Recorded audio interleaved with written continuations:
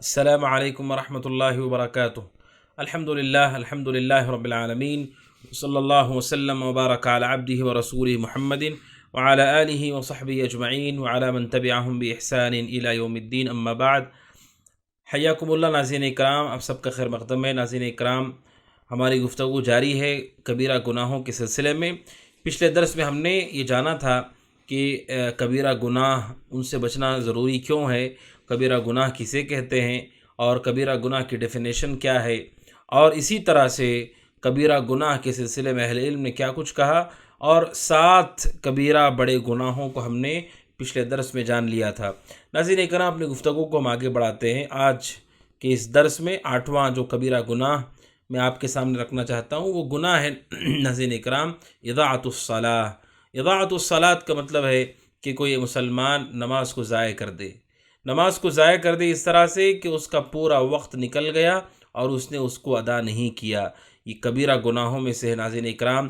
اللہ سبحانہ و تعالیٰ نے قرآن کریم میں متعدد مقامات پر اس کی اہمیت کو واضح کیا ہے، اور نبی اکرم صلی اللہ علیہ وسلم نے احادیث میں اس سلسلے میں پوری تفصیل اور وضاحت بیان کی ہے۔ آپ جانتے ہیں قرآن کریم اللہ سبحانہ و تعالیٰ کا ارشاد ہے، ما سلککم فی سقر۔ اللہ سبحانہ و تعالیٰ اہل جہنم کے بارے میں ارشاد فرماتا ہے، سورۃ المدثر آیت نمبر 42 سے لے کر کے 48 تک آپ دیکھیں۔ اللہ سبحانہ و تعالیٰ فرماتا ہے کہ جب جہنمیوں سے پوچھا جائے گا ما سلککم فی سقر، کس چیز نے تمہیں جہنم میں داخل کر دیا، کس چیز کے سبب تم جہنم میں آ گئے، وہ کیا جواب دیں گے؟ وہ کہیں گے قالوا لم نک من المصلین، کہیں گے کہ ہم نماز نہیں پڑھتے تھے، نماز پڑھنے والوں میں سے نہیں تھے۔ ولم نک نطعم المسکین، اور مسکینوں کو کھانا نہیں کھلاتے تھے۔ وَكُنَّا نَخُوضُ مَعَ الْخَائِضِينَ، اور ہم بہکنے والوں کے ساتھ بہک جایا کرتے تھے۔ وَكُنَّا نُكَذِّبُ بِيَوْمِ الدِّينِ، اور قیامت کے دن کا ہم انکار کیا کرتے تھے۔ حَتَّى أَتَانَا الْيَقِينَ، یہاں تک کہ ہمیں موت آ گئی۔ فَمَا تَنْفَعُهُمْ شَفَاعَةُ الشَّافِعِينَ، اب انہیں کسی کی سفارش کام نہیں آئے گی۔ ناظرین اکرام، آپ نے سنا کہ تاریک صلاۃ کی جب نماز کو ضائع کر دے، نماز کو ضائع کر دے اس طرح سے کہ اس کا پورا وقت نکل گیا، اس سے نہیں پڑھا، اس کے پاس کوئی عذر نہیں، کوئی مجبوری نہیں۔ شریعت یہ کہتی ہے کہ بلوغت سے لے کر کے وفات تک ہر صورت میں مسلمان مرد ہو کہ عورت ہو، ان کے اوپر نماز کو فرض کیا گیا ہے۔ ایک نماز کا وقت شروع ہو گیا، دوسرا وقت نماز کا داخل ہونے سے پہلے پہلے اس کو پڑھ لے۔ اور پیارے رسول نے کہا کہ اگر کوئی شخص بھول گیا یا سویا رہ گیا، جیسے ہی اسے یاد آ جائے، جیسے ہی وہ نیند سے جاگے، فوراً اسے پڑھ لے، نماز کو ضائع نہ کرے۔ نبی اکرم صلی اللہ علیہ وسلم نے فرمایا، جیسا کہ سنن ترمذی کی حدیث ہے، حدیث نمبر 2621، پیارے رسول نے فرمایا العہد الذی بیننا وبینہم الصلاۃ، ہمارے اور کفار کے درمیان جو عہد اور پیمان ہے وہ نماز ہے۔ فمن ترکھا فقد کفر، جس نے اسے چھوڑ دیا اس نے اللہ سبحانہ وتعالیٰ کے ساتھ کفر کیا۔ اور اسی طرح نبی اکرم صلی اللہ علیہ وسلم نے صراحت کے ساتھ ارکان اسلام کا تذکرہ فرمایا، جو کہ مشہور و معروف روایت بخاری کی حدیث نمبر 25، صحیح مسلم حدیث نمبر 22۔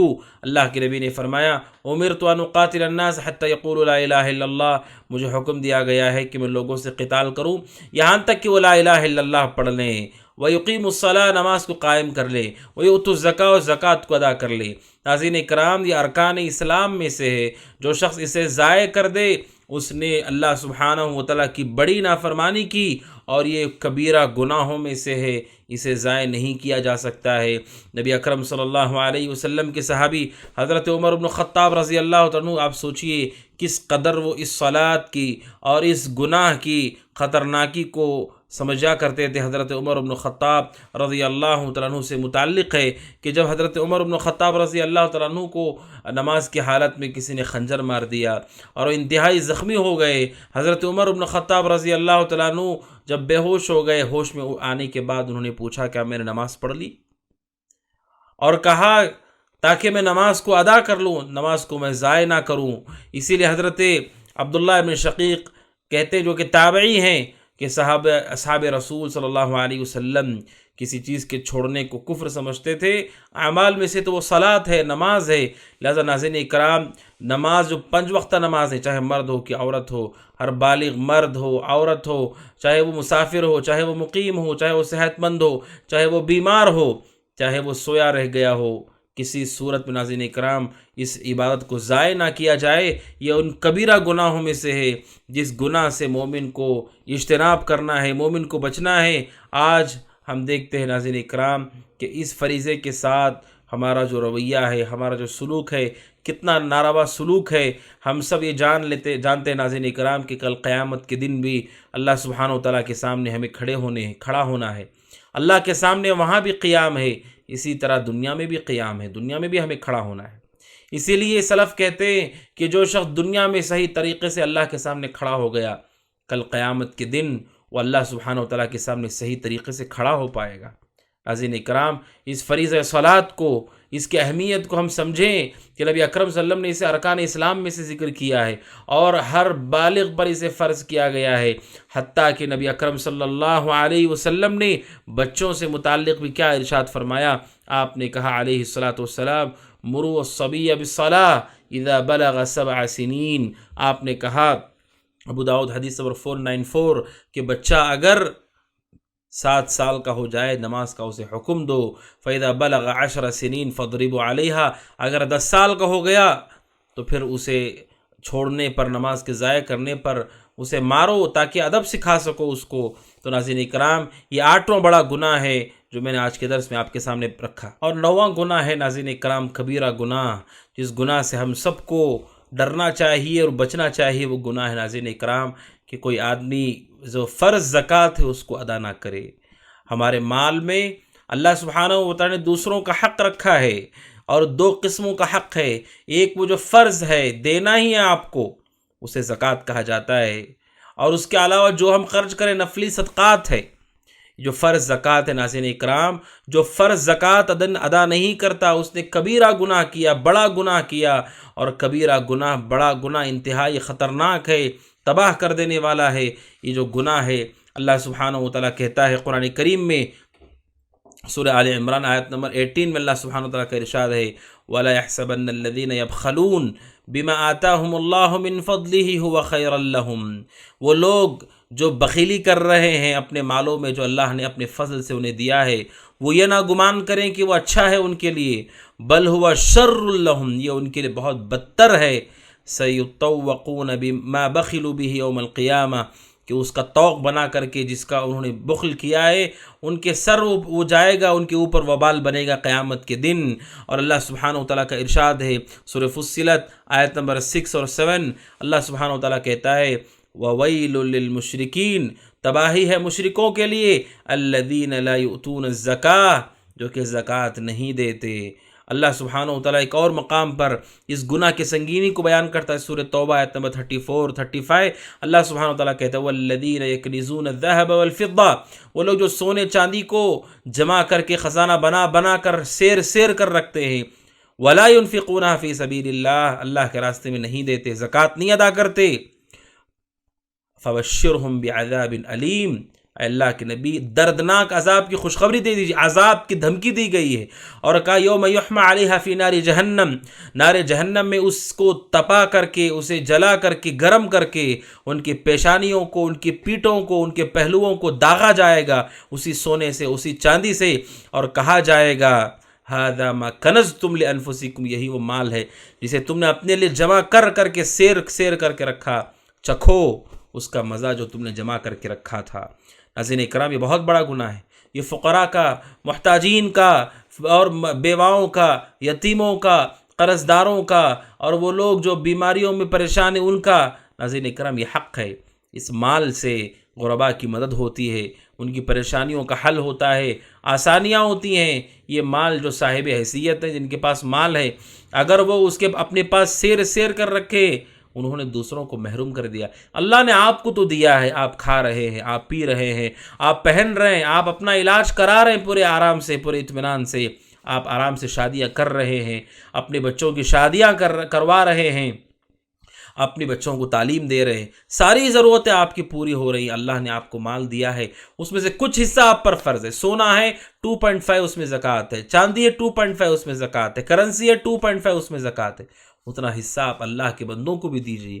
اللہ نے آپ کو نوازا ہے، آپ اللہ کے بندوں کا خیال کیجیے۔ لیکن ناظرین اکرام، جو فرض زکوٰۃ کو ادا نہیں کرتا، اس کے لیے یہ بہت بڑی سخت وعید ہے کہ کل قیامت کے دن اللہ سبحانہ و تعالی اسی مال کے ذریعے سے اسے داغے گا اور اس کی سزا اور اس کی تکلیف کا باعث بنے گا۔ اور نبی اکرم صلی اللہ علیہ وسلم نے اس کے علاوہ بہت سخت وعیدیں بھی بیان کی ہیں۔ ناظرین اکرام، لہٰذا مومن کو چاہیے کہ اللہ سبحانہ و تعالیٰ نے جو مال دیا اس میں بخیلی نہ کرے، اس میں کنجوسی نہ کرے۔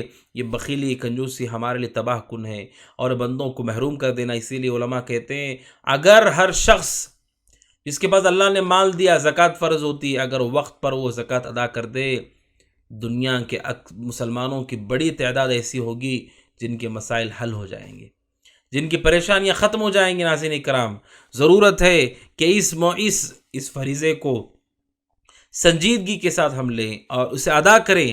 اور ایک بہت بڑی غلطی کیا ہوتی ہے ناظرین اکرام کہ لوگ کیا کرتے ہیں، کچھ صدقات دے دیتے ہیں، کچھ 100 50 500 1000 دے دیے، اور جو زکوٰۃ ان پہ فرض ہے وہ نہیں دیتے۔ جان لیجئے صدقات دے دینے سے زکوٰۃ ساقط نہیں ہوتی ہے۔ لاکھوں کروڑوں کا مال ہو اور آدمی 1000 500 کہیں دے دے، اس سے زکوٰۃ ادا نہیں ہوئی، آپ کے ذمے ہے وہ جتنے سال آپ نے نہیں دیا ان سب کو ادا کیجیے۔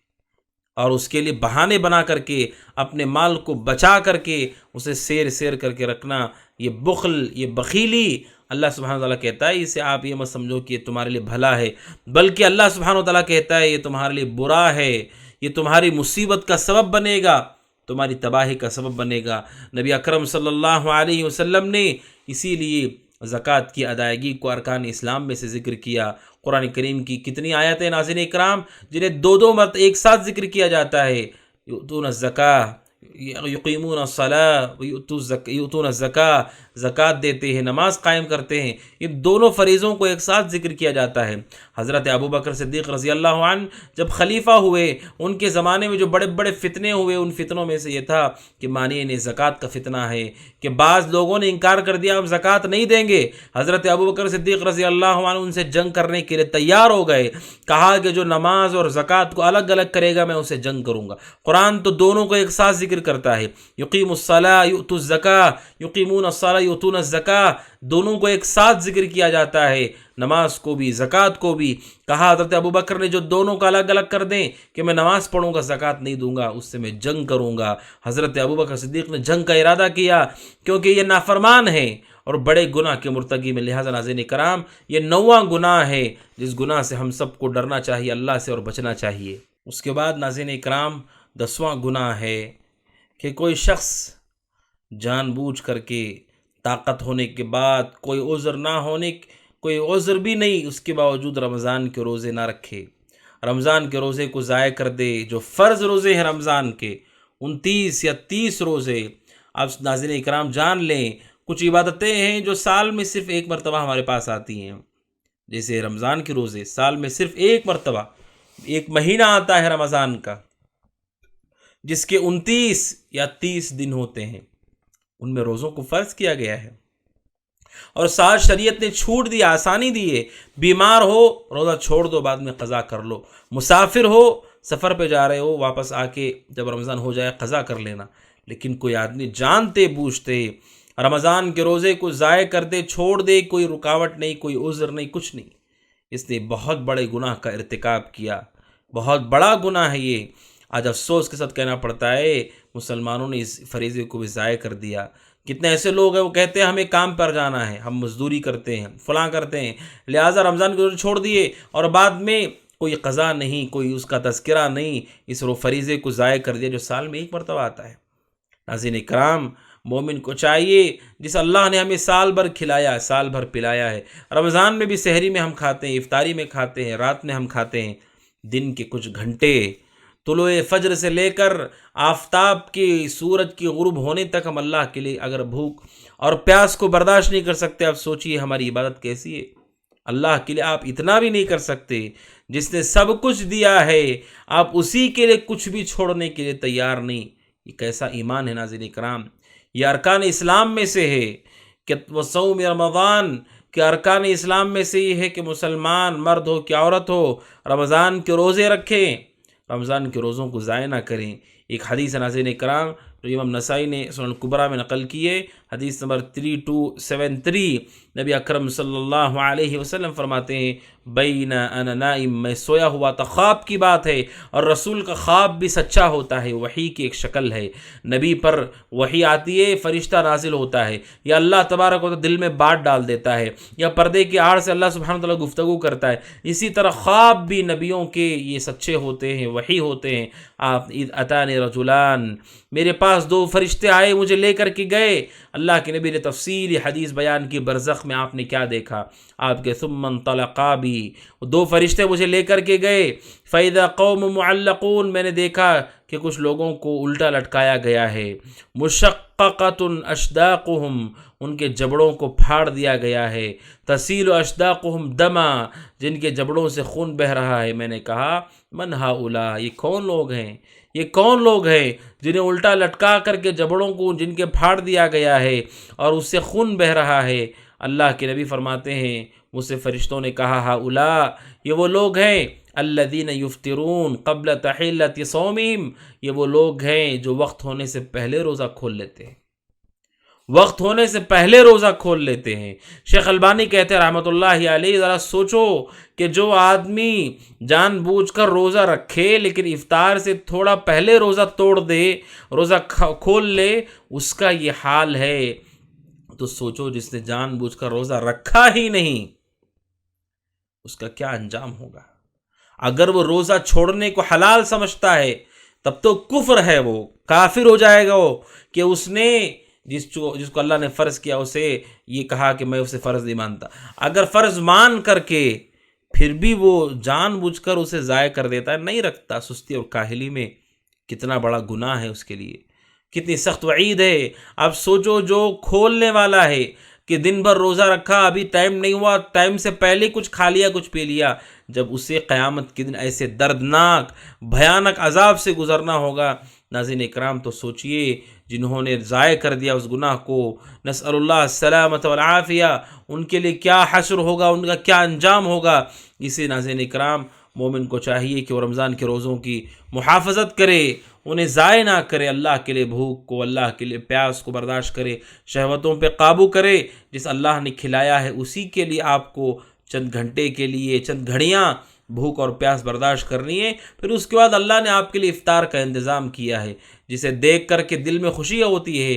اسی لیے حدیث میں آیا، ذکر کیا گیا کہ روزہ دار کے لیے دو خوشیاں ہیں، جب ایک افطار کرے گا تب خوشی ہوتی ہے، کوئی بھی روزہ دار ہو اس کے سامنے افطار جوڑ دیا جائے وہ خوش ہو جاتا ہے۔ اللہ کے نبی نے فرمایا ایک خوشی تو وہ ہے افطار کی، دوسری خوشی روزہ دار کے لیے اس وقت ہوگی جب وہ اللہ سے ملاقات کرے گا، اللہ بھی خوش، اللہ سبحانہ تعالیٰ سے ملاقات کر کے وہ خوش ہو جائے گا، وہ نعمت اللہ اسے عطا کرے گا۔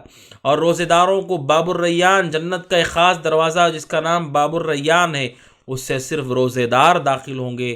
لہٰذا میرے بھائیوں، اس گناہ سے ہمیں بچنا ہے کہ طاقت ہے اور جان بوجھ کر کے ہم گناہ اس رمضان کے روزے کو ضائع کر دیں، اس بڑے گناہ سے، کبیرہ گناہ سے ہمیں اپنے آپ کو بچانا ہے۔ ناظرین اکرام، یہ 10واں گناہ ہے جو میں نے آپ کے سامنے رکھا۔ اس کے بعد ناظرین اکرام 11واں گناہ ہے جو کہ جس کا تعلق طہارت سے ہے اور اس کا تعلق خود بخود عبادت سے بھی ہو جاتا ہے، وہ ہے ناظرین اکرام پیشاب کے قطروں سے نہ بچنا۔ استنجا آدمی کرتا ہے، پیشاب کے قطروں سے، اس گندگی سے دور نہ ہونا، یہ کبیرہ گناہوں میں سے بڑا سخت گناہ ہے یہ، اور اس پر سخت وعید نبی اکرم صلی اللہ علیہ وسلم نے بیان فرمائی ہے۔ ناظرین اکرام، یہ حدیث آپ غور سے سنیں، یہ حدیث ہے بخاری حدیث نمبر 213، صحیح مسلم 292۔ پیار رسول نے حضرت عبداللہ بن عباس کہتے ہیں مر النبی صلی اللہ علیہ وسلم بقبرین، کہ نبی صلی اللہ علیہ وسلم کا گزر دو قبروں کے پاس سے ہوا، آپ وہاں رک گئے اور رک کر آپ نے کہا انہما یعذبان، آپ نے کہا ان دو قبر والوں کو عذاب ہو رہا ہے، نعوذ باللہ، نسأل اللہ السلامۃ والعافیہ، اللہ محفوظ رکھے، اس قبر میں دو قبر والوں کو عذاب ہو رہا ہے۔ اور آپ نے آگے کہا وما یعذبان فی کبیر، کسی بڑے مسئلے میں ان کو عذاب نہیں ہو رہا ہے، کوئی بہت بڑی بات نہیں تھی جس سے بچنا ان کے لیے مشکل ہو، بڑی آسان چیز تھی، پھر بھی انہوں نے اس میں کوتاہی کی۔ پیار رسول نے اس میں سے ایک گناہ کا تذکرہ کیا، آپ نے کہا اما احدہما، ان میں سے ایک وہ شخص تھا لا یستبرئ من البول، او لا یستنزہ من البول، ایک وہ شخص ہے جو پیشاب کرتا تھا تو اسے پرواہ ہی نہیں کہ اس کے پیشاب کے قطرے اس کے کپڑے کو اڑ رہے ہیں، اس کے جسم کو لگ رہے، اسے اڑ رہے، اسے کوئی اس کی پرواہ نہیں ہوتی تھی۔ یہ وہ گناہ ہے جس کی وجہ سے اسے قبر میں عذاب ہو رہا ہے، بلکہ حدیث کے مطابق عام طور پر عذاب قبر کی وجہ یہ ہوتی ہے کہ پیشاب کے قطروں سے اجتناب نہیں کیا جاتا، پیشاب کے قطروں سے نہیں بچا جاتا۔ کیوں؟ کیونکہ ناظرین پیشاب نجس ہے، اور نجس چیز اگر کپڑوں کو لگ جائے، ہمارے کپڑے نجاست سے آلود ہو جائیں، جسم میں نجاست لگی ہو، اس کی عبادت کیسے ہوگی؟ آپ بتائیے کیسے اس کی نماز ہوگی؟ اس لیے کہ نجاست کے ساتھ جسم پہ نجاست لگی ہو، کپڑوں پہ نجاست ہو، اس سے نماز نہیں ہوتی، گندگی ہے، اس سے نماز نہیں ہوتی ہے۔ قرآن کہتا ہے وَثِيَابَكَ فَطَهِّرْ، سورہ مدثر میں آیت نمبر 4 میں اللہ کہتا ہے اپنے لباس کو پاک رکھو۔ رسول نماز پڑھاتے ہوئے جب آپ کو بتایا گیا آپ کے جوتے میں گندگی لگی، آپ نے اتار کر کے پھینک دیا اس کو، آپ کو پتہ نہیں تھا اس کے بارے میں۔ یہ گندگی، یہ نجاست اگر کپڑوں میں ہو، جسم میں ہو، کیسے نماز قبول ہوگی؟ اور جب نماز قبول نہیں ہوگی تو سوچی ناظرین کرام یہ کس قدر مصیبت اور پریشانی کی بات ہے۔ اس لیے کبیرہ گناہ ہے۔ پیشاب کرتے ہوئے چوکن نہ رہیے کہ پیشاب کے قطرے اپنی شرمگاہ کو دھلتے ہوئے خیال کریں کہ اس سے اپنے آپ کو بچائیے، کپڑوں کو بچائیے، جسم کو بچائیے۔ اگر لگ گیا، اگر اڑ گیا، پھر بے توجہی مت کیجیے، اسے دھلیے، اسے صاف کیجیے، اس کے بعد آپ اپنے کام میں جائیے، کیونکہ یہ بہت ہی بھیانک چیز ہے۔ آپ نے سوچیے اللہ کے نبی نے کہا قبر والوں کو عذاب ہو رہا ہے، یعنی ایک کبیرہ گناہ ہے جس پر عذاب ہوتا ہے مرنے کے بعد ایک انسان کو، کیونکہ اس سے اس کی عبادتیں ضائع ہو جاتی ہیں، اس کی عبادتوں پہ اس کا اثر پڑتا ہے، کیونکہ اللہ سبحانہ وتعالیٰ نے طہارت کا حکم دیا۔ سورہ مائدہ آیت نمبر 6 میں اللہ کہتا ہے وَإِن كُنتُمْ جُنُبًا فَطَهَّرُوا، اگر تم حالت جنابت میں ہو، غسل فرض ہو گیا، غسل کرو۔ شریعت پاکی کا حکم دیتی ہے۔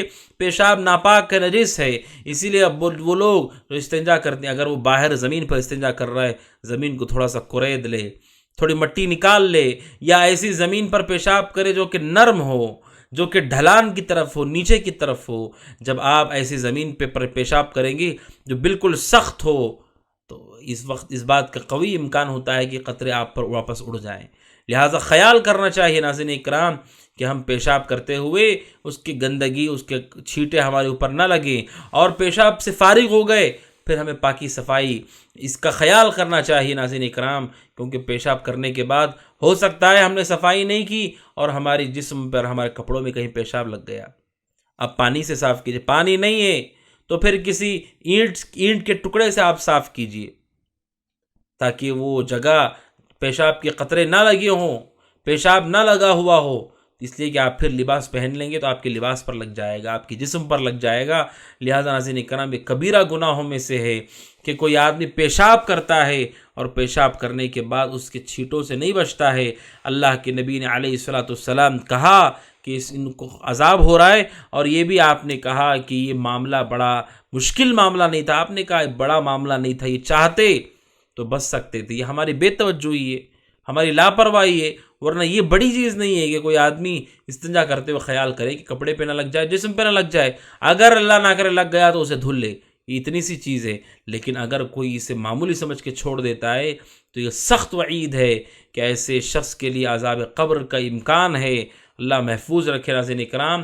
تو یہ وہ گناہ ہے جس گناہ سے ہم سب کو ناظرین کرام اجتناب کرنا چاہیے۔ 12واں کبیرہ گناہ ہے ناظرین کرام جس کا تعلق ارکان اسلام سے ہے، وہ یہ ہے کہ کوئی آدمی قدرت طاقت رکھنے کے بعد بھی حج کو ضائع کر دے، فریضہ حج ادا نہ کرے۔ قرآن کریم میں اللہ سبحانہ وتعالیٰ کا ارشاد ہے، سورہ آل عمران آیت نمبر 97، اللہ سبحانہ وتعالیٰ کہتا ہے وَلِلَّهِ عَلَى النَّاسِ حِجُّ الْبَيْتِ مَنِ اسْتَطَاعَ إِلَيْهِ سَبِيلًا، کہ لوگوں پر حج کو فرض کیا گیا ہے، علی الناس، لوگوں پر یہ حج کی پابندی ان پر ہے، من استطاع الیہ سبیلا، جو اس کی استطاعت رکھتے ہوں، اس راہ کی استطاعت رکھتے ہوں۔ ناظرین اکرام، شریعت اسلامیہ نے ہمارے اوپر جو ارکان رکھے ان میں سے ایک رکن حج ہے، فریضہ حج ہے۔ یہ حج کب فرض ہوتا ہے؟ جب ہمارے پاس استطاعت ہو۔ کیا مطلب ہے استطاعت کے ناظرین اکرام؟ اتنا مال ہمارے پاس ہو کہ آپ کعبۃ اللہ تک پہنچ سکتے ہوں، حج کر سکتے ہوں، پھر واپس اپنے ملک کو آ سکتے ہوں، اور اس دوران آپ اپنے گھر والوں کو خرچہ دے سکتے ہوں، آپ کے پاس سفر کرنے کی طاقت ہو، آپ کے پاس صحت ہو، اسی طرح راستہ پرامن ہو، کوئی جنگ نہ چل رہی ہو کہ جس میں جان جانے کا خوف و خدشہ ہو، یہ ساری چیزیں اگر آپ کے پاس ہیں، مال ہے، صحت ہے، امن و امان ہے، گھر والوں کو دینے کے لیے پیسہ ہے آپ کے پاس، تو یہ فرض ہو گیا زندگی میں ایک مرتبہ، یہ فرض ناظرین کرام، صرف ایک مرتبہ۔ نبی اکرم صلی اللہ علیہ وسلم سے پوچھا گیا کہ کیا ہر سال حج فرض ہے؟ آپ نے کہا اگر میں ہاں کہہ دوں تو ہو جائے گا، اسے زندگی میں ایک مرتبہ فرض کیا گیا ہے۔ جو ایک مرتبہ حج فریضہ ادا کر لے، اس کے بعد وہ جتنے نفل چاہے حج کر لے، لیکن فرض اس کے اوپر ایک ہی مرتبہ حج ہے، اور اس کے لیے بھی طاقت ضروری ہے، جس کے پاس طاقت نہیں اس پہ فرض نہیں ہے۔ لیکن ناظرین اکرام، کبیرہ گناہ 12واں یہ ہے کہ کسی کو اللہ نے مال دیا، صحت دی ہے، امن و امان دیا ہے، ایک مرتبہ وہ حج کو جا کر آ سکتا ہے، پھر بھی حج نہیں کرتا، اس نے کبیرہ گناہ کا ارتکاب کیا، بڑے گناہ کا ارتکاب کیا، جس کے بارے میں شریعت اسلامیہ کی سخت وعید ہے۔ اس نے اللہ سبحانہ وتعالیٰ کی نافرمانی کی، اور نبی اکرم صلی اللہ علیہ وسلم نے حکم دیا، بے شک اللہ سبحانہ وتعالیٰ نے تم لوگوں پہ حج کو فرض کیا ہے، اے لوگوں حج کرو، حج کا اہتمام کرو۔ اسی لیے اللہ سبحانہ وتعالیٰ نے اہل ایمان کا تذکرہ کرتے ہوئے اہل ایمان کی جو صفات ہیں، ان اہل ایمان کی صفات میں سے یہ صفت بھی اللہ سبحانہ وتعالیٰ نے بیان فرمائی ہے کہ وہ طواف کرنے والے ہوتے ہیں، اللہ کے گھر کا طواف کرتے ہیں وہ، اور اس مکہ، اس مسجد حرام، اس بیت الحرام تک وہ پہنچتے ہیں۔ ناظرین اکرام، زندگی میں ایک مرتبہ ہی صحیح، اس ایک مرتبہ ہی صحیح مومن کو چاہیے کہ اس فریض حج کا خیال کرے، توجہ کرے، اور جن کو اللہ نے استطاعت دے دیے پھر بھی وہ نہیں کرتے، وہ اللہ کے نافرمان ہیں، رسول اللہ صلی اللہ علیہ وسلم کے نافرمان ہیں، اور انہوں نے اللہ سبحانہ وتعالیٰ کی بڑی نافرمانی کی ہے۔ آج ناظرین اکرام، لوگ یہ سمجھتے ہیں کہ بوڑھے ہو گئے تب ہمارے پر حج فرض ہوگا، کچھ لوگ سمجھتے ہیں کہ ہم اگر گھر خاص کر لیں گے تب حج فرض ہوگا، کچھ لوگ سمجھتے ہیں بچوں کی شادی کر دیں تب حج فرض ہوگا، بعض یہ کہتے ہیں کہ بچوں کی شادیاں کر دیں، اب ہر ایک کے لیے الگ الگ دکان مکان کریں گے تب حج فرض ہوگا۔ نہیں، ایک مرتبہ فرض ہوتا ہے، چاہے ہمارے پاس خاص گھر ہو نہ ہو، ہم جوان ہوں، ہم بوڑھے ہوں، ہمارے بچوں کی شادیاں ہوں نہ ہو، اگر آپ کے پاس اتنا مال ہے کہ آپ جا کر آ سکتے ہوں، صحت ہو، امن و امان ہو، ایک مرتبہ آپ پہ فرض ہو چکا ہے، لہٰذا اسے ٹالنا جائز نہیں ہے بغیر کسی عذر کے، اور ٹالتے ٹالتے اسے ضائع کر دینا جائز نہیں۔ ناظرین اکرام، یہ بڑا کبیرہ گناہ ہے۔ اللہ سبحانہ وتعالیٰ قرآن کریم میں ارشاد فرماتا ہے، وَأَنفِقُوا مِمَّا رَزَقْنَاكُمْ، کہ جو ہم نے تمہیں عطا کیا ہے اس میں سے خرچ کرو، مِن قَبْلِ أَن يَأْتِيَ أَحَدَكُمُ الْمَوْتُ، اس سے پہلے کہ تمہارے پاس موت آ جائے اور تم کہو کہ اے اللہ تو نے مجھے مہلت کیوں نہیں دی۔ اللہ سبحانہ وتعالیٰ کہتا ہے کہ وَلَن يُؤَخِّرَ اللَّهُ نَفْسًا إِذَا جَاءَ أَجَلُهَا، اللہ سبحانہ وتعالیٰ کسی بھی نفس کو اس کا وقت ہو جانے کے بعد اسے مہلت نہیں دیتا ہے۔ اذا جاء أجلها، جب اس کا وقت آ گیا اللہ سبحانہ وتعالیٰ پھر مہلت نہیں دیتا ہے، لہٰذا اب اللہ نے ہمیں مہلت دی ہے، ہمارے پاس وقت ہے، صحت ہے، لہٰذا اس صحت کا ہم فائدہ اٹھائیں، اس مال کا فائدہ اٹھائیں، اور ہم اللہ سبحانہ وتعالیٰ کے اس فریضہ حج کو ہم ادا کریں۔ ناظرین اکرام، 13واں گناہ ہے ناظرین اکرام، وہ ہے والدین کی نافرمانی کرنا۔ شریعت نے ہم سب پر والدین کی اطاعت کو فرض کیا ہے، ماں باپ کی اطاعت کو فرض کیا ہے۔ جو ماں باپ کی اطاعت نہیں کرتا، ان کی نافرمانی کرتا ہے، ان کی بات کو ٹھکراتا ہے، انہیں تکلیف دیتا ہے، انہیں پریشانی دیتا ہے، انہیں ان کا نقصان کرتا ہے، بعض لوگ ایسے ہیں جو ان پر ہاتھ تک اٹھاتے ہیں، نعوذ باللہ، یہ بہت بڑا گناہ ہے، کبیرہ گناہ ہے۔ سورہ اسراء آیت نمبر 23-24 میں اللہ سبحانہ وتعالیٰ کہتا ہے، وَبِالْوَالِدَيْنِ إِحْسَانًا، والدین کے ساتھ اچھا سلوک کرو۔ اِمَّا يَبْلُغَنَّ عِندَكَ الْكِبَرَ أَحَدُهُمَا أَوْ كِلَاهُمَا، اگر دونوں بڑھاپے کو پہنچ جائیں یا ایک کوئی بوڑھا ہو جائے، چاہے دو ہوں چاہے ایک بڑھاپے کو پہنچ جائیں، فَلَا تَقُلْ لَهُمَا اُف، انہیں اف بھی نہ کہو، یعنی حضرت عبداللہ بن عباس کہتے ہیں انسان کے ڈانٹنے کا کم از کم جو لفظ ہے وہ اف ہے۔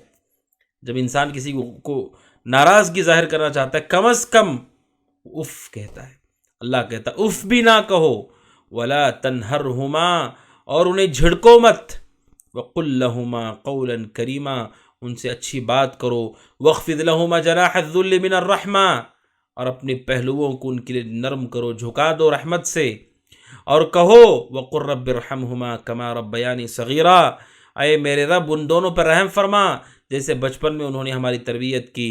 ناظرین اکرام، ہمارے اوپر ماں باپ کا حق بڑا عظیم ہے، انہی کے سبب اللہ نے ہمیں دنیاوی زندگی عطا کی، ان کے ذریعے سے عطا کی۔ اب ہمیں جو کچھ نعمتیں مل رہی ہیں، آپ سوچئے کہ ہمارے وجود کا سبب ہے ہمارے ماں باپ۔ ہماری ماں نے ہمیں 9 ماہ تک اپنے پیٹ میں رکھا، تکلیفوں کو برداشت کیا، بڑی تکلیف کے ساتھ اس نے ہمیں دنیا میں اپنے حمل کو وضع کیا، ہم دنیا میں آئے، پھر اپنا دودھ پلایا، اپنی طاقت ہمیں دی، خود کمزور ہو گئی، خود بھوکی رہ گئی، ہمیں کھلایا، خود جاگتی رہی اور ہمیں سلا دیا، اور ہماری نگرانی کی، ہماری حفاظت کی، ہم پر مال خرچ کیا، محبت کی، ہمدردی کی، بیماری میں علاج کروایا، تعلیم دلوائی، ہر طرح سے نفع کی کوشش کی۔ والد شروع سے لے کر کے آخر تک آپ اس کی زندگی کو دیکھیں، بچوں کے لیے تھکتا ہے، محنت کرتا ہے، بارش میں، دھوپ میں، ٹھنڈی میں، ہواؤں میں، وہ جاتا ہے، کماتا ہے، محنت کرتا ہے، طاقت جتنی اللہ نے دی ہے اسے کھلاتا ہے، اپنی اولاد کو پہناتا ہے، انہیں گھماتا پھراتا ہے، ان کی شرارتوں کو برداشت کرتا ہے، ان کی فکر کرتا ہے، انہیں تعلیم دینے کی کوشش کرتا ہے۔ اس کا بدلہ کیا ہونا چاہیے؟ 2-4 احسان کے بعد دوستی ہو جاتی ہے، پھر ماں باپ کے احسان کا بدلہ کیا ہے ناظرین؟ وہ احسان ہے، حسن سلوک ہے، اور اگر کوئی اس کے مقابلے میں کوئی اور کام کر کے انہیں تکلیف پہنچائے، یہ بہت بڑا نافرمان ہے، اللہ اس کے رسول کا نافرمان ہے۔ پھر رسول نے یہاں تک کہہ دیا، سنن ترمذی کی حدیث نمبر 3424، اللہ کے نبی نے فرمایا رضا اللہ فی رضا الوالدین، اللہ کی رضامندی والدین کی رضامندی میں ہے، اور اللہ کی ناراضگی والدین کی ناراضگی میں ہے۔ اگر والدین ناراض ہوں، اللہ سبحانہ وتعالیٰ کی ناراضگی ہے ناظرین کرام، اگر وہ راضی ہوں، اللہ کی رضامندی ہے۔ بلکہ بخاری کی حدیث ہے، حدیث نمبر 3004، حضرت عبداللہ بن عمر کہتے ہیں ایک آدمی رسول کے پاس آیا اور کہا اللہ کے نبی، میں آپ کے ساتھ اللہ کے راستے میں لڑنا چاہتا ہوں، میں آپ کے پاس آیا ہوں۔ اللہ کے نبی نے اس سے پوچھا احی والدہ، کیا تمہارے ماں باپ زندہ ہیں جنہیں چھوڑ کر کے تم یہاں آئے ہو؟ کہاں اللہ کے نبی میرے ماں باپ ہیں، زندہ ہیں، انہیں چھوڑ کر کے میں یہاں آیا ہوں۔ آپ نے کہا ففیہما فجاہد، کہا جاؤ ان کی خدمت کر کے اجر و ثواب پاؤ، انہی کے راستے میں تم کوشش کرو۔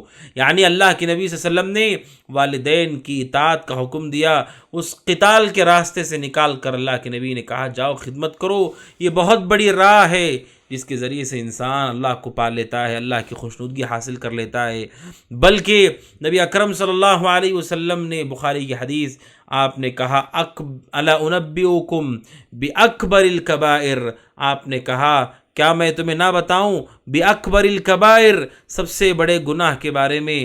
نبی اکرم صلی اللہ علیہ وسلم نے فرمایا، ان سب سے بڑے گناہوں کا تذکرہ کرتے ہوئے اللہ کے نبی نے فرمایا علیہ الصلاۃ والسلام، صحابہ نے پوچھا اللہ کے نبی ضرور بتائیے، بخاری حدیث نمبر 6273، آپ نے کہا الاشراک باللہ، اللہ کے ساتھ شرک کرنا، پھر وعقوق الوالدین، اور والدین کی نافرمانی کرنا، والدین کو تکلیف پہنچانا، والدین کی ناقدری کرنا۔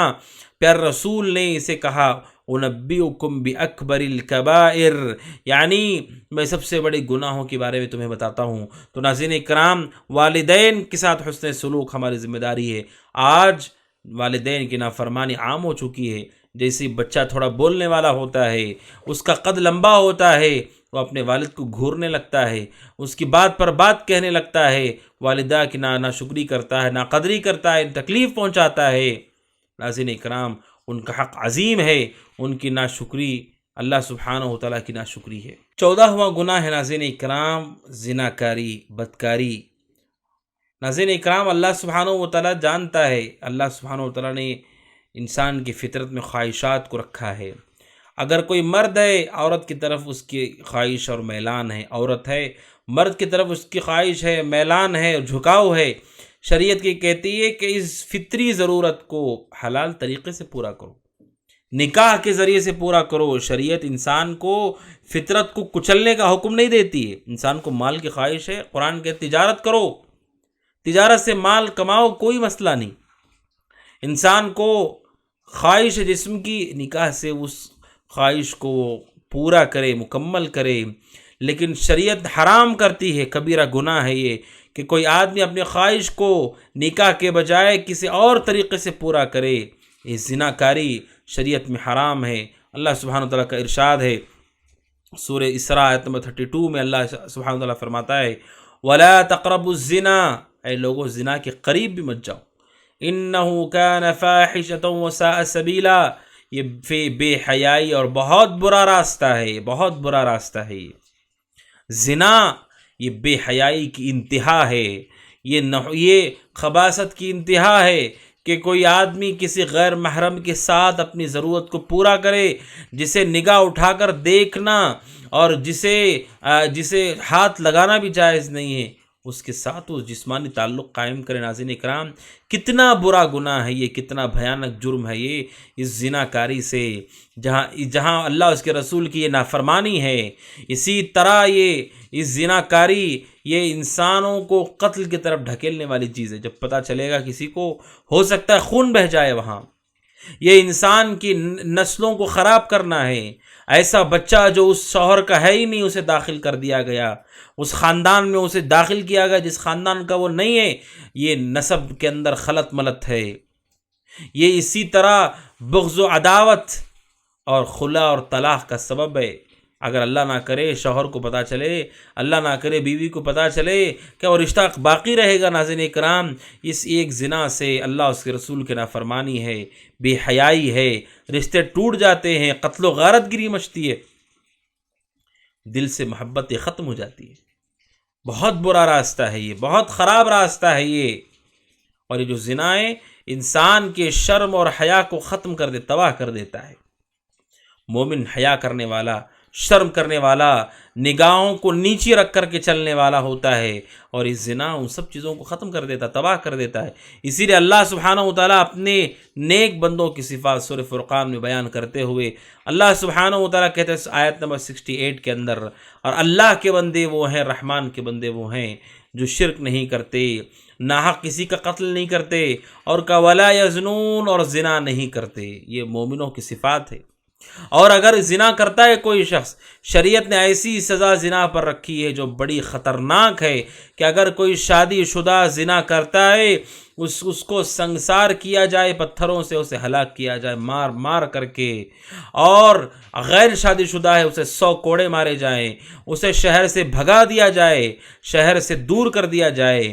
اب سوچے ناظرین، علماء کہتے ہیں یہ جو پتھروں سے مارنے کی سزا رکھی گئی ہے، رجم جسے کہا جاتا ہے، کیونکہ جسم کے ہر حصے نے لذت اور مزہ لیا تھا، اس مزے کی سزا یہ ہے کہ جسم کے ہر حصے کو تکلیف ہو اور درد کو برداشت کر کے دنیا سے وہ جائے۔ اللہ سبحانہ وتعالیٰ کا ارشاد ہے سورہ نور آیت نمبر 3 کے اندر، اللہ سبحانہ وتعالیٰ کا ارشاد ہے آیت نمبر 2 کے اندر، الزانیۃ والزانی فاجلدوا کل واحد منہما 100 جلدہ، زانی مرد ہو، زانی عورت ہو، دونوں کو 100 کوڑے مارو، اور ان کے سلسلے میں دل میں کوئی نرمی نہ رکھو اگر تم اللہ پر آخرت پہ ایمان رکھتے ہو۔ کہا وَلْيَشْهَدْ عَذَابَهُمْ طَائِفَةٌ مِّنَ الْمُؤْمِنِينَ، جب سزا دی جا رہی ہو مومنوں کی ایک جماعت وہاں آ کر کے موجود رہے، دیکھے اسے، تاکہ وہ بھی اس گناہ سے دور رہے۔ ناظرین اکرام، یہ جو زنا ہے یہ انسان کی بے حیائی اور انسان کی برے ہونے کی دلیل ہے۔ اسی لیے جاہلیت میں بھی ایسے لوگ تھے، بعض ایسے لوگ تھے جو زنا کاری کو بہت ہی گھٹیا تصور کرتے تھے، بلکہ کسی سے کہا گیا زنا نہیں کرنا چاہیے تو انہوں نے کہا کیا کوئی آزاد عورت زنا بھی کر سکتی ہے؟ کیا کوئی پاک دامن عورت زنا بھی کرتی ہے؟ انہیں نہیں معلوم کہ ایسا ہوتا ہے۔ لہذا ناظرین اکرام، اس زنا کے اس گناہ سے مومن کو ڈرنا چاہیے، مومن کو اللہ سبحانہ وتعالیٰ کی پناہ مانگنا چاہیے، کیونکہ اس زنا سے ناظرین اکرام بہت سارا نقصان، بہت ساری تباہیاں، مصیبتیں آتی ہیں۔ اپنے بچوں کی حفاظت کریں، بچیوں کی حفاظت کریں، نگرانی کریں ان کی، عشق اور عاشقی کے نام پر اور گرل فرینڈ اور بوائے فرینڈ کے اس نئے نام کے ساتھ زناکاری عام ہو چکی ہے۔ ناظرین کرام، لوگوں کو لگتا ہے زناکاری جائز ہو جائے گی اگر لڑکا لڑکی خوشی کے ساتھ یہ کرتے ہیں۔ شریعت یہ کہتی ہے زنا زنا ہے، بدکاری ہے، وہ چاہے رضامندی ہو چاہے رضامندی نہ ہو، ہر صورت وہ زنا ہے۔ خوش ہو جانے سے، رضامندی ہو جانے سے حلال چیز حرام اور حرام چیز حلال نہیں ہوتی۔ ناظرین کرام، یہ زنا ہے، یہ زنا مختلف راستوں سے اس امت تک پہنچ رہا ہے۔ ناظرین کرام، ان فلموں میں، ان ڈراموں میں، ان ویڈیوز کے اندر، اس انٹرنیٹ کے اندر بے حیائی کو دکھا کر کے نوجوانوں کو، ان کے جذبات کو بھڑکایا جا رہا ہے تاکہ وہ زناکاری کی طرف آگے بڑھیں۔ چھوٹے چھوٹے معصوم ننھے بچے، ایسی رپورٹیں، ایسی خبریں آتی ہیں کہ وہ اتنی کم عمری میں، جس کم عمری میں ہم سے پہلے والے لوگ نہ جانتے تھے، اس کو نہ پہچانتے تھے، وہ ایسے جرم میں مبتلا ہو رہے ہیں۔ کیوں؟ اس انٹرنیٹ سے، ان فلموں سے، ان گانوں سے وہ سیکھ رہے ہیں۔ ناظرین کرام، لہٰذا اس زنا سے، زناکاری کے اس گناہ سے بچنا چاہیے۔ بخاری کی حدیث 1386، نبی اکرم صلی اللہ علیہ وسلم نے فرمایا، حدیث آپ کے سامنے آئی کہ اللہ کے نبی کو دکھایا گیا، اللہ کے نبی فرماتے علیہ الصلاۃ والسلام، میں گیا تو میرے ساتھ 2 فرشتے مجھے لے کر کے گئے، ہم ایک چولہے، آگ کے چولہے کی جگہ پر آئے، میں نے دیکھا کہ وہاں سے چیخ و پکار کی آواز آ رہی ہے، چیخ اور پکار کی آواز آ رہی ہے۔ میں، اللہ کے نبی فرماتے ہیں فَاطَّلَعْنَا فِيهِ، ہم نے جھانک کر کے دیکھا تو کہا فَإِذَا فِيهِ رِجَالٌ وَنِسَاءٌ عُرَاةٌ، آپ نے کہا اس میں ننگے مرد اور ننگی عورتیں ہیں، اوپر چولہے کی مثل ہے، اور اوپر وہ ہیں، آپ نے کہا فَإِذَا هُمْ يَأْتِيهِمْ لَهَبٌ مِّنْ أَسْفَلِهِمْ، وہ اوپر ہیں چولہے کے، اور آپ نے کہا نیچے سے شعلے بھڑکتے ہیں، اور جب شعلے اوپر تک آتے ہیں، ننگے جسموں سے مرد اور عورتیں ہیں، جب وہ شعلے بھڑک کر کے اوپر آتے ہیں، اس تنگ جگہ میں، چھوٹی جگہ کے اندر، آپ نے کہا اعلیٰ ضیق، جس کے اوپر کا حصہ تنگ ہے، نیچے کا حصہ بہت بڑا ہے، ایک چولہے کے مانند آپ سوچئے، ننگے مرد، ننگی عورتیں، نیچے شعلے بھڑک رہے ہیں، اور ان کے جسم اور وہ جگہ جھلس رہی ہے جس جگہ سے انہوں نے زنا کیا تھا۔ اور اللہ کے نبی فرمایا، میرے جھانک کر کے دیکھا، جیسے ہی شعلے بھڑکتے ہیں اس چولہے کے اندر تو وہ چیخ مارتے ہیں اور بھیانک چیخوں کی آوازیں آتی ہیں۔ اللہ کے نبی نے کہا، میں نے جبریل سے پوچھا، من ہؤلاء یا جبریل، ہے جبریل یہ کون لوگ ہیں؟ جبریل نے کہا اولئک الزنات والزوانی، کہا کہ زنا کرنے والے مرد اور زنا کرنے والی عورتیں ہیں، اور کہا کہ یہ ان کا عذاب قیامت تک جاری رہے گا، ایسے ان کی سزا ہوتی رہے گی۔ لہذا ناظرین کرام، اس کبیرہ گناہ سے مومن کو چاہیے کہ ڈرے، توبہ کرے، اللہ کی طرف رجوع کرے، اس گناہ سے دور ہو جائے۔ اس کے بعد ناظرین کرام، جو 15واں گناہ ہے، وہ گناہ یہ ہے ناظرین کرام، اللہ اس کے رسول پر جھوٹ باندھنا۔ اللہ سبحانہ و تعالیٰ نے جو چیز نہیں کہی، ہم یہ کہیں کہ اللہ نے کہا ہے، اور جو چیز رسول نے نہیں کہی علیہ الصلاۃ والسلام، ہم یہ کہیں رسول نے کہا ہے علیہ الصلاۃ والسلام۔ یہ ناظرین اکرام بہت بڑا گناہ ہے، کبیرہ گناہوں میں سے ہے، بلکہ اہل علم میں سے ایک گروہ ہے جس نے یہ کہا کہ جو اللہ اس کے رسول پر جھوٹ باندھتا ہے اس نے کفر کیا، وہ دائرہ اسلام سے خارج ہو جاتا ہے۔ اگر وہ حلال سمجھ کر کے کرے کہ ہاں میں اللہ اس کے رسول سے جھوٹ باندھ سکتا ہوں، تو یہ کفر ہے ناظرین اکرام۔ لہٰذا اس بڑے گناہ سے مومن کو اللہ سے ڈرنا چاہیے۔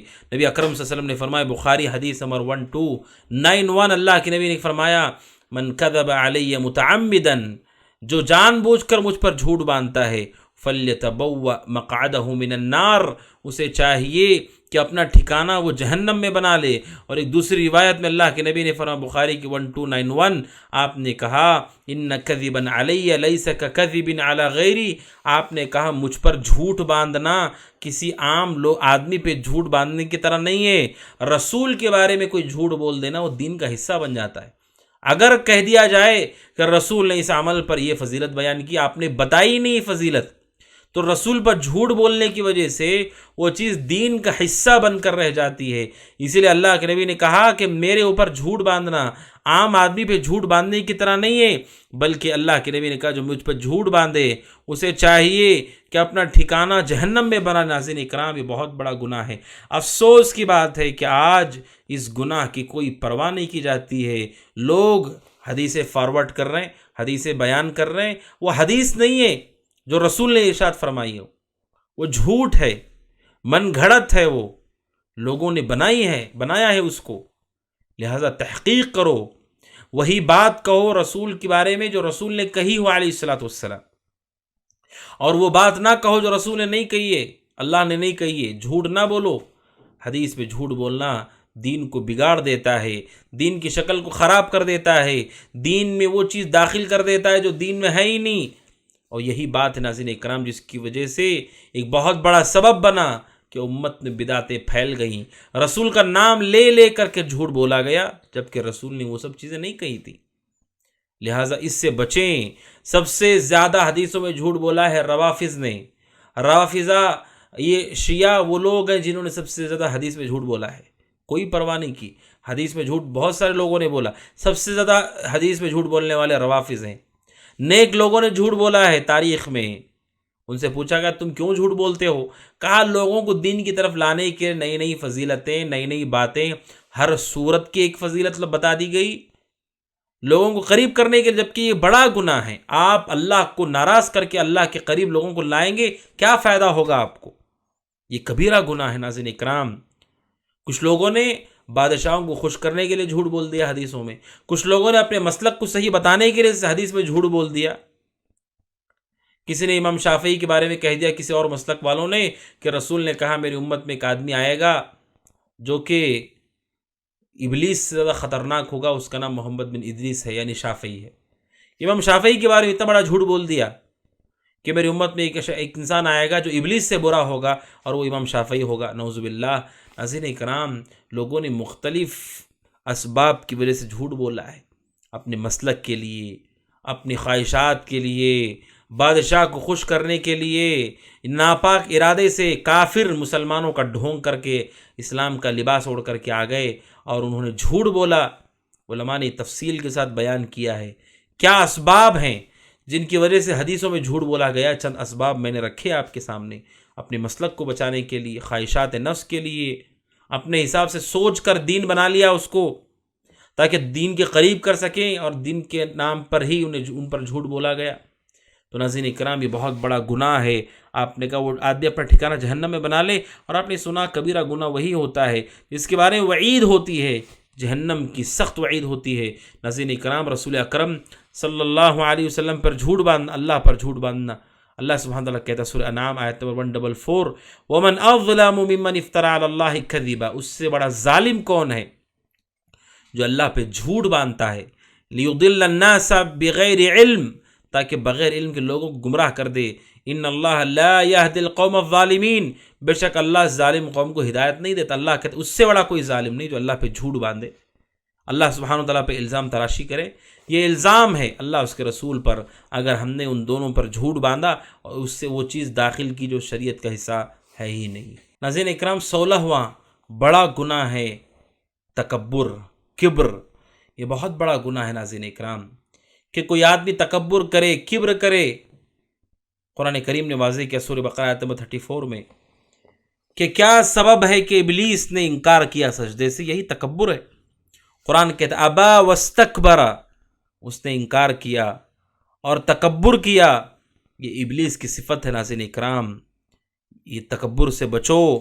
اس لیے بعض سلف کہتے ہیں انی ارید ان اعیذک بشیء، کہ میں تمہیں ایک چیز کی نصیحت کرتا ہوں لوگوں، ایاک والکبر، تکبر سے بچو، فإنہ اول ذنب، کیونکہ یہ سب پہلا گناہ ہے یہ جس کے ذریعے سے ابلیس نے اللہ کی نافرمانی کی۔ تکبر سے بچو، اور یہ امتوں کی تباہی کا سبب بنا ہے۔ سورہ نوح میں آیت نمبر 7 میں اللہ سبحانہ وتعالیٰ نے ذکر کیا، قوم نوح نے انکار کیا، قوم نوح نے نوح علیہ السلام کی دعوت کو قبول نہیں کیا۔ کیوں؟ وَأَصَرُّوا وَاسْتَكْبَرُوا اسْتِكْبَارًا، انہوں نے تکبر کیا، تکبر کی وجہ سے انہوں نے انکار کیا۔ فرعون نے کیا کیا؟ اس نے بھی تکبر کیا۔ تکبر بہت بڑی مصیبت ہے، بہت بڑی سزا ہے۔ اس گناہ سے مومن کو ڈرنا چاہیے، اس گناہ سے مومن کو بچنا چاہیے۔ اور حدیث میں اللہ کے نبی نے فرمایا علیہ الصلوۃ والسلام، جیسا کہ صحیح مسلم حدیث نمبر 91 ہے، عبداللہ بن مسعود کہتے رضی اللہ عنہ، اللہ کے نبی نے کہا لا يدخل الجنہ، وہ جنت میں نہیں جائے گا، من کان فی قلبہ مثقال ذرۃ من کبر، جس کے سینے میں ذرہ برابر بھی تکبر ہوگا وہ جنت میں نہیں جائے گا۔ آپ نے فیصلہ کہ جنت میں داخل نہیں ہوگا، یہ اللہ کے رسول فرما رہے علیہ الصلوۃ والسلام۔ کتنا خطرناک گناہ ہے یہ تکبر، کہ اس کا ذرہ بھی ہو، پورا نہیں صرف ذرہ بھی تکبر کا ہو، وہ جنت میں نہیں جائے گا۔ تو ایک صحابی نے پوچھا اللہ کے نبی، ہم میں سے ہر آدمی یہ چاہتا ہے کہ اس کے کپڑے اچھے ہوں، جوتے اچھے ہوں، کہ یہ بھی تکبر ہے؟ آپ نے کہا نہیں، آپ نے تکبر کی ڈیفینیشن، تکبر کی تعریف کیا ہے آپ نے بیان فرمایا۔ آپ نے کہا ان اللہ جمیل یحب الجمال، کہا بے شک اللہ خوبصورت ہے اور اللہ خوبصورتی کو پسند کرتا ہے۔ آپ نے کہا تکبر بطر الحق وغمط الناس، تکبر ہے حق کا انکار کر دینا اور لوگوں کو حقیر، لوگوں کو معمولی سمجھنا، یہ تکبر ہے۔ اور ایسا تکبر کرنے والا شخص جنت میں داخل نہیں ہوگا، بلکہ پیارے رسول نے فرمایا علیہ الصلاۃ والسلام کہ ایسا تکبر کرنے والا اگر بھیک مانگنے والا بھی ہو، اللہ سبحانہ وتعالیٰ قیامت کے دن نہ اسے بات کرے گا، نہ اس کی طرف دیکھے گا، نہ اسے گناہوں سے پاک کرے گا۔ صحیح مسلم حدیث 107 میں اللہ کے نبی نے علیہ الصلوۃ والسلام ارشاد فرمایا، بلکہ آپ نے قیامت کے دن کی ہولناکی کے بارے میں کہا۔ سنن ترمذی حدیث نمبر 2492 اللہ کے نبی نے فرمایا یحشر المتکبرون یوم القیامہ، متکبروں کو قیامت کے دن جمع کیا جائے گا، کیسے؟ امثال الذر، چونٹیوں کی طرح جسم ہوگی ان کی، فی صورت الرجال، لیکن صورت انسان کی ہوگی لیکن ان کا جسم چونٹیوں کی طرح ہوگا۔ یغشاہم الذل من کل مکان، اور ہر طرح ہر جانب سے ان کے اوپر ذلت چھا جائے گی۔ یساقون الی سجن فی جہنم، جہنم کے قید خانے میں ان کو لایا جائے گا جس کا نام بولس ہے۔ تغشاہم نار الانیار، آگوں کی آگ اس پر چھا جاتی ہے۔ یسقون من عصارت اہل النار، اور اہل نار کے جہنمیوں کے پیپ کو، ان کے خون کو، ان کے قے کو انہیں پلایا جائے گا۔ نعوذ باللہ، تکبر کرنے والوں کو کیا پلایا جائے گا؟ طینۃ الخبال، اللہ کے نبی نے کہا جہنمیوں کا پیپ، خون، قے انہیں پلایا جائے گا۔ کیوں؟ کیونکہ ناظرین کرام تکبر، انسان کے تکبر کسی طور پر وہ صحیح نہیں ہے۔ انسان کی شروعات پانی کا قطرہ ہے، آخر میں سڑ گل جائے گا وہ، اس کے درمیان وہ پیٹ میں اپنی استنجا پیشاب کو لے کر کے چلتا پھرتا ہے۔ اتنا کمزور انسان اللہ کے سامنے اکڑ دکھائے اور اپنے ہی طرح لوگوں کو حقیر سمجھے۔ بھئی اپنے ہی طرح لوگوں کو کیوں حقیر سمجھ رہے ہو؟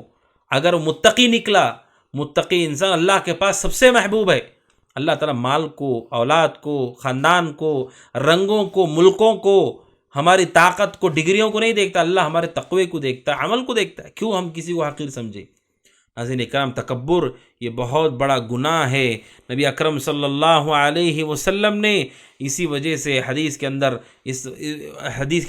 بیان فرما، عبداللہ بن عمر کہتے ہیں، مسند احمد حدیث نمبر 5995، آپ نے کہا من تعظم فی نفسہ، جو اپنے آپ کو بڑا سمجھتا ہے، او اختال فی مشیہ، یا اکڑ کر کے زمین پہ چلتا ہے، لقی اللہ، جب مر کر کے اللہ سے ملے گا اللہ اس پہ غضبناک ہوگا، اللہ اس پہ غضبناک ہوگا۔ جو زمین پہ اکڑ کر کے چلتا ہے، اپنے آپ کو بہت بڑا سمجھتا ہے اور دوسروں کو حقیر سمجھتا ہے، اللہ سبحانہ وتعالیٰ سے ملاقات ہوگی، اللہ تبارک و تعالیٰ اس پہ ناراض ہوگا۔ ناظرین اکرام، یہ کبر و تکبر، حق کا انکار۔ اگر کوئی آدمی یہ سمجھتا ہے کہ میں حق سے اوپر ہوں، قرآن کی بات بتاؤ، حدیث کی بات بتاؤ، سچی بات بتاؤ، میں نہیں مانتا اس کو، یعنی اپنے آپ کو اللہ اس کے رسول سے اوپر سمجھ رہا ہے۔ اسی لیے اللہ کے نبی نے کہا کہ تکبر یہ ہے، اللہ کے حق میں تکبر یہ ہے کہ آپ حق کا انکار کر دو، اور بندوں کے حق میں تکبر یہ ہے کہ آپ انہیں حقیر سمجھو۔ غریب ہے، مسکین ہے، فقیر ہے، اسے حقیر سمجھو، یہ تکبر ہے۔ انبیاء کی جو صفات میں سے ہے، انبیاء متواضع ہوتے ہیں۔ رسول اکرم صلی اللہ علیہ وسلم زمین پہ چلتے تواضع کے ساتھ چلتے تھے، آپ فقراء مساکین سے ملتے تھے، غلام اگر آپ کو کھانے کی دعوت دے آپ دعوت پہ شریک ہوتے تھے، آپ مسجد کی تعمیر میں برابر صحابہ کے ساتھ اٹھانے کے لیے صحابہ کے ساتھ شریک ہوئے، آپ نے بھی اینٹ اٹھائی ہے، آپ کے سینے پر بھی اس کی دھول اور مٹی گری ہے۔ اللہ کے نبی بڑے متواضع تھے، آپ الگ لباس نہیں پہنتے تھے، صحابہ سے ہٹ کے الگ لباس آپ نہیں پہنتے تھے، آپ سواریوں میں بچوں کو آگے پیچھے سوار کر لیا کرتے تھے، چھوٹے بچوں کو آپ سلام کیا کرتے تھے۔ اللہ کے نبی علیہ الصلاۃ والسلام اپنے گھر میں ہوتے اپنے جوتے صحیح کرتے، اپنے کپڑے درست کر لیتے، بکری سے دودھ نکال کر کے لاتے۔ یہ تواضع ہے، تکبر اور اکڑ، یہ بہت بڑا گناہ ہے، کبیرہ گناہ ہے، اللہ اسے پسند نہیں کرتا ہے۔ ناظرین اکرام، 17واں گناہ ہے شراب پینا۔ شریعت اسلامیہ نے شراب کو حرام کیا ہے۔ سورہ مائدہ آیت نمبر 90 میں اللہ سبحانہ و تعالیٰ ارشاد فرماتا ہے، یا ایھا الذین آمنوا انما الخمر والمیسر والانصاب والازلام رجس من عمل الشیطان فاجتنبوہ۔ اللہ سبحانہ و تعالیٰ کہتا ہے انما الخمر، کہ بے شک شراب، والمیسر جوا، والانصاب اور اسی طرح سے وہ جو پاسے، کہا کہ والازلام رجس من عمل الشیطان، اللہ سبحانہ و تعالیٰ نے اسے رجس قرار دیا، اسے اللہ سبحانہ و تعالیٰ نے ناپاک قرار دیا، یہ گندا ہے، یہ بہت برا ہے۔ اللہ سبحانہ و تعالیٰ نے شراب کو، جوے کو، اسی طرح وہ جو پاسے جسے قسمت معلوم کرنے کے لیے جاہلیت میں لوگ استعمال کیا کرتے تھے، ان ساری چیزوں کو اللہ سبحانہ و تعالیٰ نے واضح الفاظ میں، واضح طور پر اللہ سبحانہ و تعالیٰ نے کہا کہ یہ شراب، یہ جوا اور یہ جو انصاب کہتے ہیں ناظرین اکرام، وہ پتھر جس پر مشرکین ذبح کیا کرتے تھے تعظیم کے طور پر، اور قسمت معلوم کرنے کے لیے وہ جو تیر وغیرہ اٹھائے جاتے تھے، ان سب کو اللہ سبحانہ و تعالیٰ نے کہا کہ یہ گناہ ہے، یہ گندا ہے، کہا من عمل الشیطان، شیطان کے عمل میں سے ہے، اور اللہ سبحانہ و تعالیٰ نے کہا فاجتنبوہ، اس سے بچ جاؤ، اس سے دور ہو جاؤ، اور کہا لعلکم تفلحون، تاکہ تم کامیاب ہو جاؤ۔ ناظرین اکرام سوچئے، اسے اللہ سبحانہ وتعالیٰ نے شراب کو دو چیزوں کا وصف دیا، یہ کہ رجس ہے، رجس کا مطلب ہے گندا، برا ہے، یہ ظاہری طور پر بھی برا ہے اور اسے پینے کے بعد بھی برا ہی برا ہوتا ہے۔ شراب گندی ہوتی ہے اور اسے پینے کے بعد انسان اور برا سے برا ہو جاتا ہے، شریعت نے اسے برا کہا، اور کہا من عمل الشیطان، یہ شیطان کا عمل ہے، یعنی شیطان اسے خوبصورت بنا رہا ہے، شیطان تمہیں بہکا رہا ہے، تمہیں بھٹکا رہا ہے۔ اور تیسرا اللہ کہتا ہے فاجتنبوہ، اس سے بچ جاؤ، اس سے دور ہو جاؤ۔ ناظرین اکرام، شراب بہت بری مصیبت ہے یہ، جس سے آج امت اسلام کا ایک طبقہ ہے جو اس گناہ میں مبتلا ہو چکا ہے۔ نبی اکرم صلی اللہ علیہ وسلم نے اسے حرام کیا، یہ کبیرہ گناہوں میں سے۔ صحیح ابو داؤد حدیث نمبر 3189، عبداللہ بن عمر کہتے ہیں رضی اللہ تعالیٰ عنہما، رسول اکرم صلی اللہ علیہ وسلم نے فرمایا لعن اللہ الخمر، اللہ کی لعنت ہے شراب پینے والے پر، وشاربہا، شراب پر، وہ شراب پینے والے پر، اور وساقیہ پلانے والے پر، وبائعہا، اور اس کے بیچنے والے پر، ومبتاعہا، اس کے خریدنے والے پر، وعاصرہا، اسے بنانے والے پر، ومعتصرہا، اس کے بنوانے والے پر، نچوڑنے والے پر، وحاملہا، اس کے لینے والے، اس کی جس کی طرف وہ لے جایا جا رہا ہے، ان سب پر اللہ کی لعنت ہے، سب پر اللہ کی لعنت ہے، چاہے پینے والا ہو، پلانے والا ہو، خریدنے والا ہو، بیچنے والا ہو، بنانے والا ہو، جس کے لیے بنایا جا رہا ہے، جس کے پاس لے کر کے جا رہا ہے، ان سب پر اللہ کی لعنت ہے۔ ناظرین اکرام، بلکہ پیارے رسول نے کہا، سنن نسائی حدیث نمبر 5570، اور شیخ البانی نے سلسلہ حدیث صحیحہ 709 میں ذکر کیا، عبداللہ بن عمر کہتے رضی اللہ عنہ، رسول اکرم صلی اللہ علیہ وسلم نے فرمایا لا یشرب الخمر رجل من امتی، میرے امت کا کوئی بھی آدمی شراب پیتا ہے، فیقبل اللہ منہ صلاۃ 40 یوما، اللہ تعالیٰ 40 دن تک اس کی نماز کو قبول نہیں کرتا ہے۔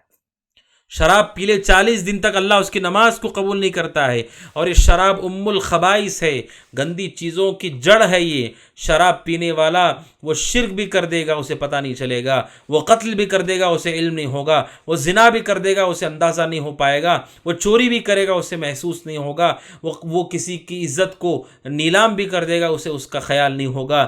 شراب ام الخبائث ہے، انسان کی عقل کو ڈھانپ دیتی ہے شراب، اسی لیے حدیثوں میں جو چیز بھی نشہ پیدا کرنے والی اسے حرام کر دیا گیا، چاہے وہ کوئی بھی چھوٹی بھی چیز کیوں نہ ہو، اسے حرام کر دیا گیا۔ ناظرین کرام، یہ شراب انسان کی عقل کو ڈھانپ دیتی ہے، انسان کی عقل کو چھپا دیتی ہے۔ ابن حبان حدیث نمبر 5378، شراب سے بچو کیونکہ یہ خبیث چیزوں کی جڑ ہے، اور اللہ سبحانہ وتعالیٰ تو اہل ایمان سے پوچھتا ہے هل انتم منتہون، کیا تم اس شراب کو چھوڑ دو گے؟ شراب پہلے جاہلیت میں پی جا رہی تھی، دھیرے دھیرے کر کے اللہ نے اسے حرام کر دیا۔ جب آخر میں آیت نازل ہوئی کہ شراب گندی ہے، شیطان کا عمل ہے، اس سے دور ہو جاؤ، شیطان اس کے ذریعے سے تمہارے درمیان دشمنی بغض ڈالنا چاہتا ہے، آخر میں کہا کیا تم لوگ اس سے دور ہو جاؤ گے؟